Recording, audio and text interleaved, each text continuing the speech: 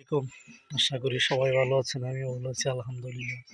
সকাল, সকাল প্রায় সকাল বাজে এখন ৬টা ৩৫। তো আপনাদেরকে আমি একটা জিনিস দেখাবো। কারণ আজকে ১৮-১৯ দিন হয়েছে আমি ৩টা মালবেরি গাছ এনেছিলাম।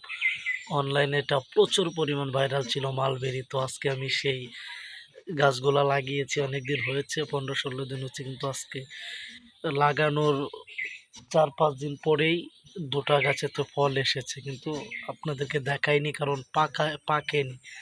এবং আজকে সকালে উঠেই দেখলাম প্রায় একটা ফল পেকে কালো হয়ে গেছে। কালো হলেই তো আমার গাছগুলো একটু, তো বন্ধুরা এই যে আমার মালবেরি গাছ, এই যে দেখেন এটাতে এ ফলটা কালো হচ্ছে, এটা আরও কালো হলে পাকবে। এটা লাল, এগুলো লাল হলে পাকে না, লাল হলে কাঁচা, আর কালো হলে একবারে পেকে যাবে। এবং এই যে এখানে অনেক কয়েকটা ফল আছে, এই যে দেখতে পাচ্ছেন যে এখানে 2টা ফল, এখানে 3টা ফল, আর এই যে এখানে আছে 2টা ফল।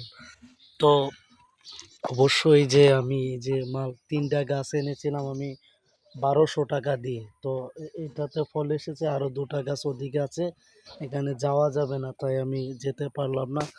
আর অবশ্যই ফলগুলা কেমন মিষ্টি খেতে আমি আপনাদেরকে জানাবো। এই যে আমার মালবেরি গাছটা, আর 3টা গাছ, বাকি তো 2টা। এই যে আরেকবার আপনাদেরকে ফলটি দেখাই, এই যে এগুলো হলো মালবেরি ফল। ধর্মপাশায় আমি অন্য কোথাও আমি এই মালবেরি গাছ কারো বাড়িতে দেখিনি, আমি এনেছি। আপনারা সবাই দোয়া করবেন।